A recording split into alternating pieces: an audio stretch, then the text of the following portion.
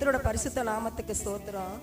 இந்த 21 நாள் ஜெபம் வைக்கணும்னு சொல்லும்போது ஆண்டவரே இந்த 21 நாளும் ஒரு நாள் கூட மிஸ் பண்ணாமல் இந்த ஜெபத்தில் நான் கலந்துக்கணும்னு சொல்லி நான் பொருத்தனை எடுத்துக்கிட்டேன்.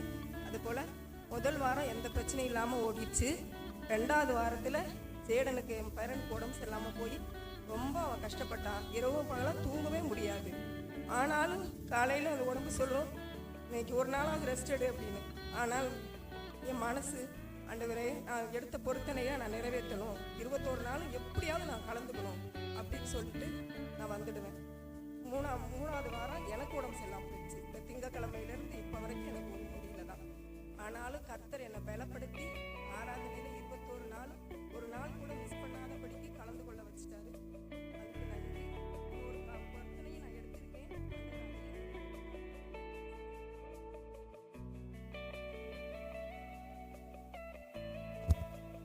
கர்த்தருடைய பரிசுத்த நாமத்துக்கு ஸ்தோத்திரம். இந்த 21 நாள் அதிகாலை ஜெபத்துக்கு பாஸ்டர் அறிவிச்சப்ப நான் எப்படி வருவேன்னு யோசித்தேன். அதிகாலையில் வரணும், டெய்லி வரணும், அதுக்கு போக்குக்கு வரத்துக்கும் வாகனம் கிடைக்கணும். ப்ரேயர் முடிஞ்சோடனே பாஸ்டர்கிட்ட நான் கேட்டேன், அதெல்லாம் உங்களுக்கு எல்லாம் நடக்குமா, நீங்கள் கவலைப்படாமல் போங்கன்னாரு. முதல் நாள் வந்தேன். அடுத்த நாள் வீட்டில் பெரிய சண்டையாக இருந்தது.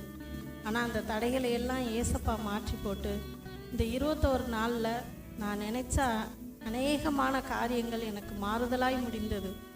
என்ன தலைப்பில் பாஸ்டர் ப்ரேயர் ஆரம்பித்தாரோ அந்த தலைப்பு எனக்கு நடந்தது. கர்த்தருக்கு கொடான கொடி நன்றி. கர்த்தருடைய பரிசுத்த நாமத்துக்கு ஸ்தோத்திரம்.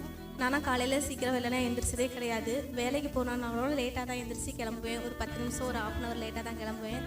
ஆனால் ஆண்டவருக்கு ஒரு அதிசயம் செஞ்சார். தினமுமே இந்த 21 நாளில் வேலை நாள் போக எல்லா நாளுமே ஜெபத்தில் கலந்து கொள்ள கிருபை செய்தார். அது மாத்திரம் இல்லை, குடும்பமாக